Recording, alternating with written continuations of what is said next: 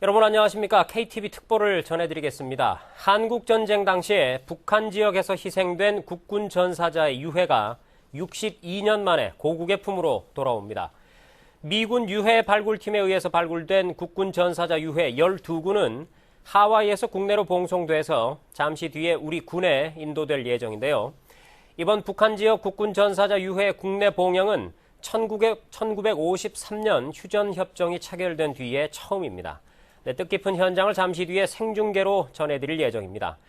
그에 앞서서 도움 말씀 주실 통일연구원 전현준 선임연구위원 자리에 모셨습니다. 어서 오십시오. 네. 자, 지금 서울공항에서 북한 지역에서 희생된 국군 전사자 유해가 62년 만에 고국의 품으로 돌아오게 되는데요. 자, 현장에 그림이 들어오고 있습니다. 현장 화면 보시겠습니다. 네, 지금 행사 병력들이 도열해 있는데요. 오늘 행사 병력은 기수단과 군합대, 군기단, 그리고 영현봉송대 이렇게 구성이 됩니다. 지금 기수단의 모습이 보이고 있죠. 기수단의 구성은 태극기와 국방부기, 육군기를 포함해서 성조기와 유엔기까지 구성이 되어 있습니다. 지금 이명박 대통령의 모습도 보이고 있고요. 오늘 참석 내비는 유가족 5분과 국방부 장관, 육군참모총장, 한미연합군 사령관, 그리고 6.25 참전 유공자 회장 등으로 구성이 되어 있습니다. 네, 지금 행사 병력이 정위치해서 도열해 있는 모습을 여러분께서 보고 계십니다. 네, 이제 잠시 뒤면은 이명박 대통령을 비롯한 봉영 내빈이 행사장 입장해서 본격적인 봉영 행사가 진행이 되겠습니다. 자, 위원님께 좀 여쭙겠습니다. 이 북한 내 국군 유해가 늦었지만 고국에 돌아온 것, 이 안보 차원에서도 참 큰 의미가 있지 않겠습니까? 그렇습니다. 이제 저희 나라는 분단돼 있고 북한과 대치하고 있는 그런 상황이지 않습니까? 네네. 그런 측면에서 본다면 우리 그 젊은이들이 정말 마음 놓고 군대에 가서 적과 싸울 수 있는 그런 이제 마음 자세가 돼야 되는데 내가 과연 싸워서 이 나라를 위해서 싸워서 혹시 전사를 할 경우에 내 가족과 또 나는 어떻게 될 건가에 대한 의구심이 있을 수 있습니다. 그런데 이런 정말 중요한 일을 통해서 우리 젊은이들이 내가 가서 장렬하게 싸워서 어떤 일이 있다 손치더라도 국가는 나를 보호해 준다. 또 우리 사회와 우리 민족이 나를 잊지 않는다고 하는 그런 자긍심이 생긴다고 한다면은 우리 체제를 위해서 정말 그 초계와 같이 자기를 헌신할 수 있는 그런 마음가짐이 생기지 않을까 그렇게 생각합니다. 그래서 안보라고 하는 것은 이 총력 안보라고 그래서 군인만 사실은 싸운 게 아니고 민간과 후방이 함께 이제 힘을 합쳐서 싸우는 거 아니겠습니까? 특히 이제 거기에 가서 정말 직접 싸우는 우리 젊은이들이 국가를 위해서 자발적으로 헌신 봉사할 수 있는 그런 마음과 자긍심이 생긴다고 한다면은 정말 더없이 귀중한 어떤 그 자산이 되겠죠. 그래서 이러한 정말 62년 만에 우리 정말 선배님들이죠. 이분들의 봉환이 지금 되고 있는 이런 상황이 정말 역사적일 뿐만 아니라 우리 체제 안보를 위해서도 매우 중요한 일이다 그렇게 생각을 합니다. 그러니까 후세들에게 조국을 위해서 몸바쳐서 싸우는 것이 내가 결코 그 헛된 일이 아니고 조국이 결코 나를 잊지 않는다. 언제까지라도 결코 잊지 않는다. 이런 의미를 부여해 줄 수 있다. 이런 말씀이시군요. 그렇습니다. 자, 이번 유해 봉영은 한미 공조의 산물이라고 볼 수 있을 것 같습니다. 지금 미국에서 들어오는 건데요. 역시 한미 공조 이 안보 면에서 의미가 있다는 점을 이번 계기를 통해서도 좀 알 수 있지 않겠습니까? 그렇습니다. 미국은 우리의 정말 혈맹 아니겠습니까? 정말 6.25 때 정말 사실은 그 당시에 참전 용사들 증언을 들어보면은 한국이 어디가 있는지도 잘 모르는 상태에서 참전을 했다고 그럽니다. 그래서 자유민주주의를 수호하기 위해서 이제 참전을 한 거 아닙니까? 그 이후에 정말 한미 공조는 잘 되고 있고 정말 뜨거운 그런 관계가 되고 있습니다. 그래서 이번 이제 그 봉환과 관련해서는 작년 10월에 이제 미국과 북한이 방콕에서 미군 유해 송환을 위한 이제 협상을 했고 그래서 금년 3월부터 이 봉환을 위한 이제 유해 발굴을 위한 작업을 하기로 그렇게 협정이 맺어졌습니다. 거기에서 미국이 주장을 했습니다. 미국과 같이 참전을 했던 한국군, 특히 카투샤죠.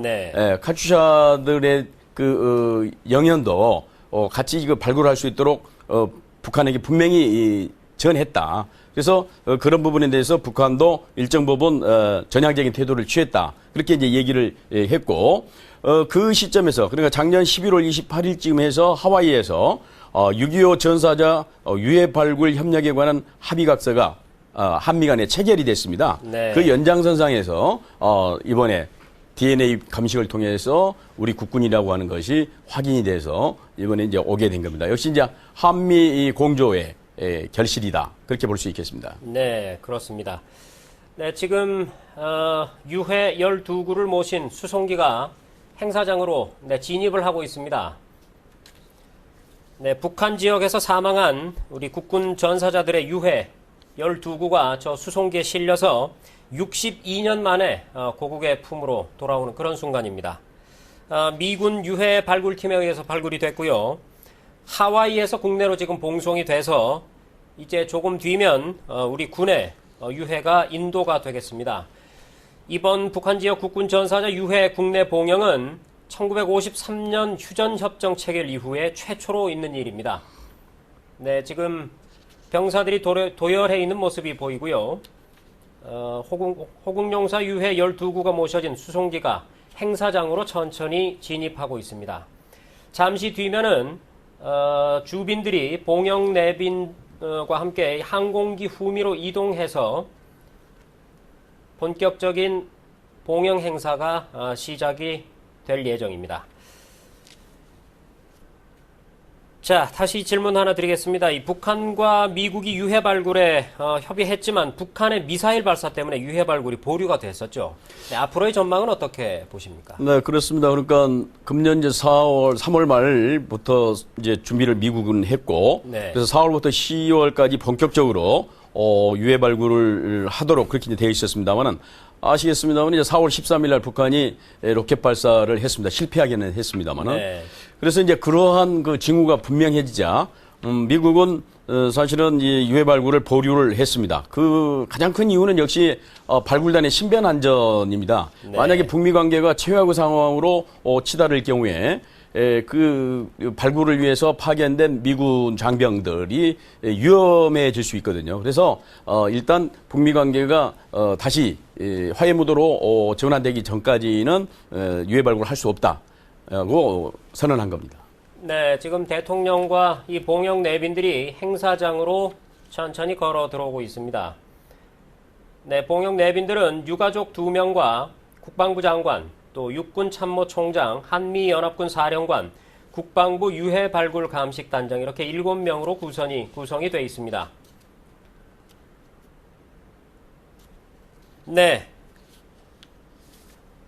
네, 차량들도 유해를 운구할 그 차량들도 지금 수송기를 향해서 천천히 이동하고 있고요. 이명박 대통령과 국방부 장관 그리고 육군 참모총장 등의 모습이 보이고 있습니다. 계속해서 말씀 나눠보도록 하겠습니다. 이제 많은 국민들이 알고 계시리라 생각됩니다만 아직까지 잘 모르는 분들을 위해서 이 전사자 유해 발굴 사업의 중요성 한 말씀 부탁드립니다. 예, 이제 전쟁을 하게 되면 전사자가 나오기 마련이지 않겠습니까? 네. 그래서 한국 전쟁 같이 큰 전쟁에서 특히 이제 우리 군이 엄청난 피해를 봤습니다. 근데 이제 북한에 남겨진 우리 국군 전사자, 물론 이제 미군도 있고 유엔군도 있겠습니다만은 그분들 유해들을 그동안에 발굴하지 못했지 않습니까? 근데 이제 미국이 1996년부터 북한과 협상을 통해서 미군 유해 발굴을 이제 시작을 했지 않습니까?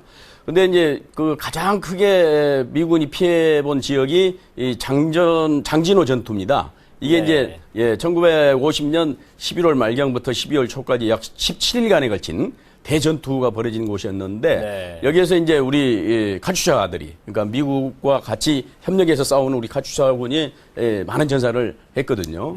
이제 그분들에 대해서 카츄샤 동지회가 그동안에 줄기차게 요구를 했습니다. 미국이 어차피 미군 유해 발굴 하다 보면 우리 한국군 전사자 유해도 나오지 않겠느냐. 그래서 그것을 총괄할 수 있도록 해달라는 요청을 했고 거기서 이제 미국이 그걸 받아들였습니다.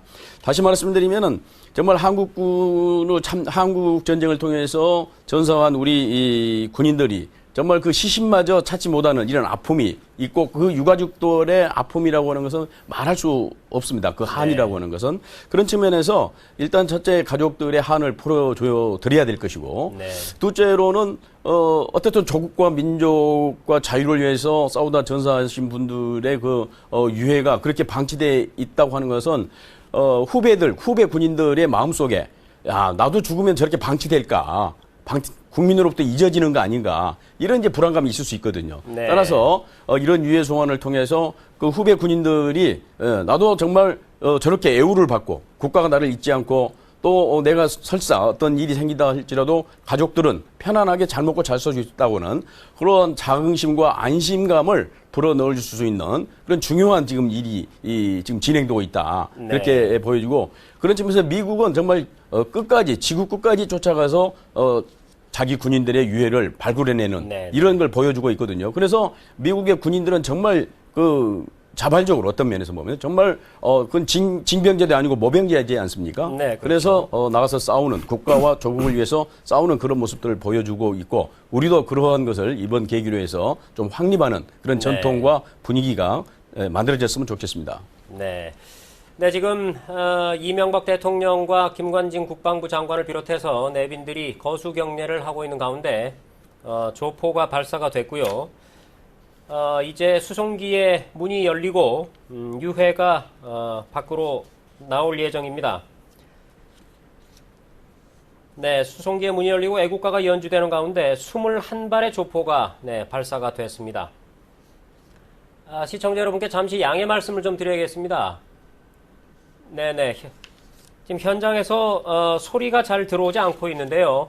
저희의 설명을 들으시면서 화면을 좀 봐주시면 되겠습니다. 네, 다시 말씀 계속 나눠보겠습니다. 이 북한 지역에는요, 이 적지 않은 국군 전사자가 묻혀 있을 것으로 추정이 되고 있죠. 이 6.25 전쟁 때 남북 격전지가 아마 주를 이루지 않겠습니까? 그렇습니다. 그러니까 주로 장진호 전투가 가장 큰 이제 전투 중에 하나였고, 미국 전사에서도 이 장진호 전투를 크게 다루고 있고, 지금 한 2년 전부터 영화 촬영이 되고 있는 걸로 알고 있습니다. 그래서 금년에 지금 이 장진호 전투를 주제로 한 영화가 지금 나올 건데요. 그만큼 이제 장진호에서 미군이 약 3천 내지 4천 명의 전사자가 있었습니다. 특히 이제 미 7사단, 미 7사단 또 미 1사단 이런 이제 그 주력 부대들이 여기에서 중공군에 약 15만 명의 중공군에서 포위돼서 많은 전사를 냈고 당연히 우리 국군 특히 미군과 같이 합동작전을 했던 카츄샤들의 희생이 굉장히 컸거든요. 그래서 장진호 지역을 중심으로 한 미군 유해 발굴이 계속되어 왔었고 또 한 군데는 이제 평안북도 운산 지역에서 또 미군들이 많이 전사를 했기 때문에 거기에서 이 유해 발굴이 되고 있었습니다. 또 앞으로 이제 만약에 남북한에 정말 협상이 잘 된다고 한다면은 DMZ 지역, 철의삼각 지역, 그렇죠? 이 지역에서 엄청난 피해가 있었거든요. 여기에 지금 모시지 못한 우리 선배 군인분들의 유해가 봉환돼야 된다 그렇게 생각합니다. 네, 지금 이제 현장에서 소리가 들어오고 있습니다. 네, 지금 이명박 대통령 모습 보이고 있고요. 한 구 유해들이 수송기 밖으로 운구가 되고 있습니다. 군악대 진홍곡 연주와 함께 엄숙한 분위기 속에서 영현 봉송대에 의해서 호국용사들의 유해가 수송기 밖으로 운구가 되고 있습니다. 자, 계속해서 말씀 좀 나눠볼까요? 이번에 들어온 국군 전사자 유해, 앞으로 어떤 진행 과정을 거치게 되는 건가요? 예, 그래서 이제 12분이 지금 오셨지 않습니까? 두 분은 신원이 이제 확인이 됐고. 네, 신원이 확인된 분들이 어떤 분들이 좀 소개해 주시겠습니까? 예, 지금 김용수 일병과 이갑수 일병이십니다. 이분들은 이제 아시다시피 이제 한국전에 참전을 해서 그 당시에 이제 가족 있는 분도 있었고 그런 분들이고 그래서 이제 이분들이 국방부 유해발굴 감식단에 임시 이제 봉환을 하게 됩니다. 12분이. 근데 이제 2분만 확인이 됐고 나머지 그 10분은 아직 그 유해가 확인이 안 됐지 않습니까? 네. 그렇기 때문에 이제 DNA 검사라든가 여러 가지 기록, 정밀 감식을 통해서 이제 신원 확인이 될 거고, 그다음에 이미 이제 신원 확인이 된 두 분은 유가족과 안장 절차를 이제 협의를 하게 됩니다. 그래서 지금 아마 예측으로는 대전 국립현충원에 안장되지 않을까 그렇게 생각을 합니다. 네. 자, 오늘 지금 화면에도 잡히고 있지만 이 국군 최고 통수권자인 이명박 대통령이 직접 유해 봉영 행사에 나서고 있는데요. 예. 어떤 의미가 있다고 볼 수 있을까요? 예, 대통령은 국군 최고 사령관입니다. 네. 미국 대통령도 그렇습니다만은. 그렇기 때문에 최고 사령관께서 물론 이제 지금 이명박 대통령께서는 당시 한국 전쟁이 있었던 그 뭐 이승만 대통령 시절은 아닙니다만은 그렇지만 현재 일어난 이 사건이 진행되고 있는 이 순간에 우리 국군 최고 사령관이기 때문에 국가 수반이 직접 가서 유해 봉영에 대해서 애의를 표명하고 정말 국가와 민족을 위해서 헌신 봉사한 것에 대해서 국민을 대표해서 네. 감사하고 조의를 표하는 이런 이제 상황 아니겠습니까? 따라서 정말 최초로 북한에서 발굴된 우리 국군이 왔다고 하는 그런 역사적 의미도 있고 거기에 대해서 대통령이 직접 나가서 예의를 표명하는 이런 것은 국민에 대한 신뢰를 회복하고 국가에 대한 우리 국민의 정체성을 확립하는데 매우 중요한 의미가 있다 그렇게 생각이 듭니다. 네, 그렇군요. 죽어서도 조국이 나를 잊지 않는다 이런 모습을 보여줌으로 인해서 우리 후세들에게 국가를 위해서 헌신하는 그런 것이 전혀 아깝지 않다 이런 교훈을 줄 수 있다 이런 말씀이었습니다. 네, 지금 묵념이 진행되고 있습니다. 영현 봉송대에 의해서 호국용사 유해가 수송기 밖으로 운구가 됐고요. 군악대 진원곡 연주와 함께 엄숙한 분위기 속에서 호국용사들에 대한 묵념이 진행되고 있습니다. 네, 이 묵념이 끝나게 되면 호국용사 유해를 운구하기 시작할 예정입니다. 네, 그렇게 되면 이명박 대통령과 전사자 유가족들이 영현 봉송대열에 합류를 하게 됩니다. 네, 지금은 군악대의 진원곡 연주와 함께 엄숙한 분위기 속에서 호국용사들에게 묵념을 진행하고 있습니다. 한국전쟁 당시에 북한 지역에서 희생된 국군 전사자들의 유해 12구가 지금 62년 만에 고국의 품에 돌아오는 순간입니다. 앞으로! 각! 네, 이제 묵념이 끝이 났고요. 호국용사들의 유해가 운구되겠습니다.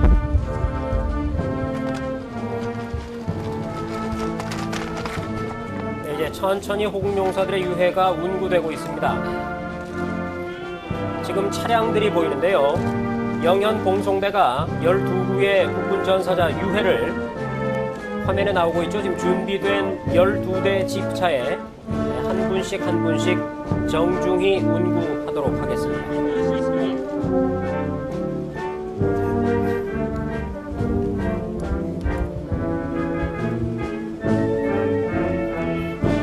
네, 지금 12명의 우리 병사들이 한국전쟁 당시에 북한 지역에서 희생된 국군 전사자 유해 12구를 정중히 모시고 있습니다. 오늘 봉영 행사에는 이명박 대통령을 비롯해서 유가족과 국방부 장관, 육군 참모총장, 한미연합군 사령관, 6.25 참전 유공자 회장 등이 참석했습니다. 신원이 확인된 국군 전사자 2명이 있는데요. 미국 7사단 소속 고 김용수 일병과 고 이갑수 일병은 미군에 의해서 신원이 확인이 된 국군 전사자 현재 12명의 유해 가운데 2명 신원이 확인이 된 상태입니다.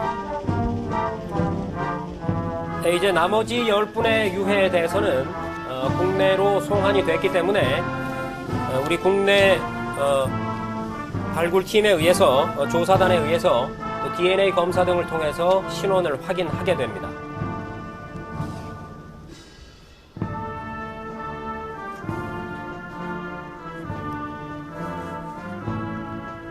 네, 그 김영수 일병은 1933년에 부산에서 출생을 했습니다. 네. 당시에 18살의 나이로 학도병에 이제 자원 입대해서 미 7사단에 이제 배속이 돼서 네, 18살이 굉장히 어린 나이. 그렇습니다. 예, 카츄샤로 근무하다가 장진호 전투에서 장렬히 전사를 했습니다. 아마 네. 예, 그 부친은 항일 운동을 한 우리 민족 독립투사였다고 합니다. 네. 그다음에 이갑수 일병은 34살로 당시에 좀 늦은 나이에 군대 입대를 했고 경남 창녕 태생입니다.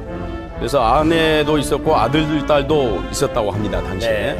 네. 그리고 마찬가지로 7사단에 배속되어서 장진호 전투에서 또 전사를 하신 분입니다. 네, 18살과 34살. 네, 정말 그 꽃다운 나이, 예. 그리고 처자식을 책임져야 할 그런 나이에 조국을 위해서 목숨을 초계와 같이 버린 그런 우리 병사들이었군요. 네, 지금 62년 만에 고국의 품으로 돌아오고 있습니다. 12분의 유해가 봉송단에 의해서 정중하게 운구되고 있습니다. 네, 그 뒤로는 이명박 대통령과 김관진 국방부 장관을 비롯해서 봉행 내빈이 뒤를 따르고 있습니다.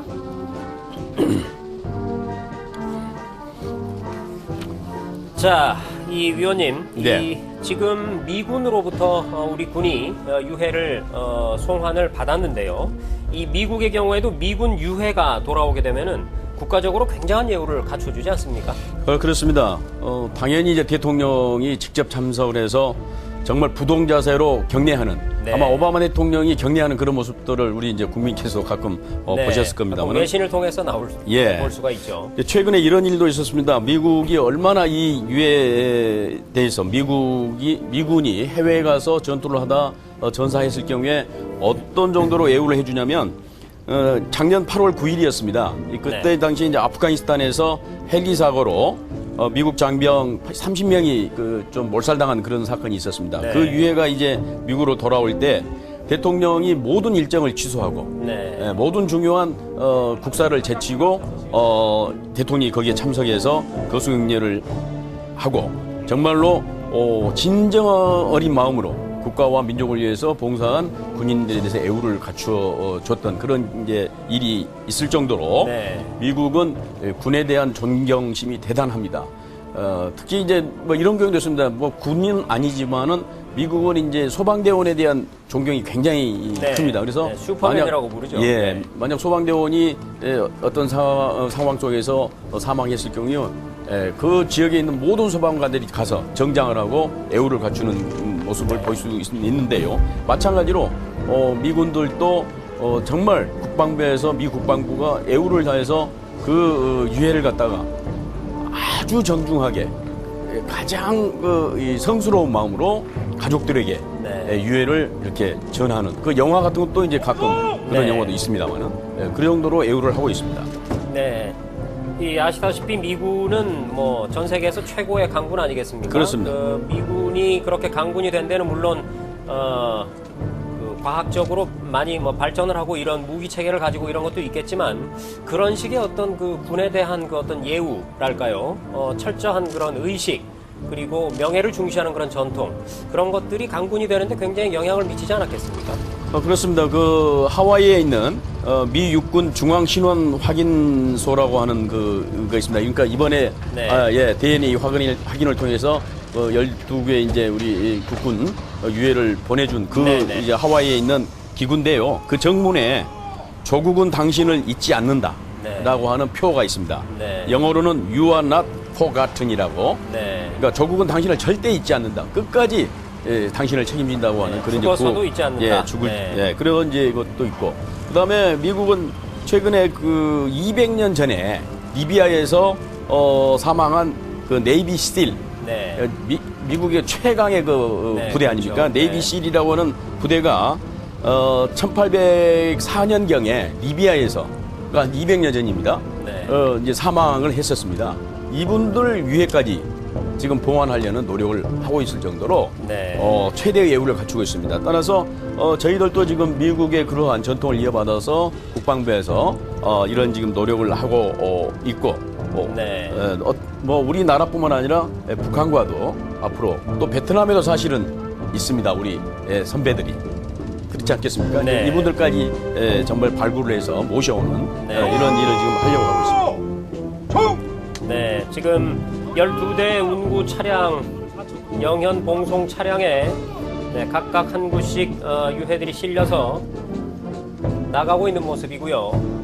이명박 대통령을 비롯한 내빈들이 거수 경례를 하는 장면을 보셨습니다.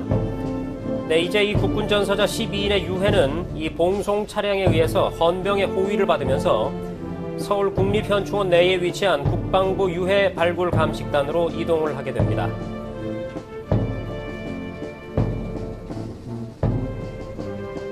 미국이 유해 발굴에 관심을 갖기 시작한 것은 베트남전 이후입니다. 네네. 1차 세계대전 이후에는 사실은 유해 발굴을 하지 않았습니다. 네. 그냥 그 무명용사 탑이라 그래가지고 또는 무명용사 묘를 만들어주는 걸로 끝났습니다. 네. 그러니까 유해는 적지에 지금 그대로 있는 거고 그분들을 모셔오지 못하기 때문에 대신 무명용사 묘라고 해서 만들어줬습니다마는 베트남 전쟁 이후에 미국은 생각을 달리해서 네. 어떻게 해서든 유해를 모셔와야 되겠다.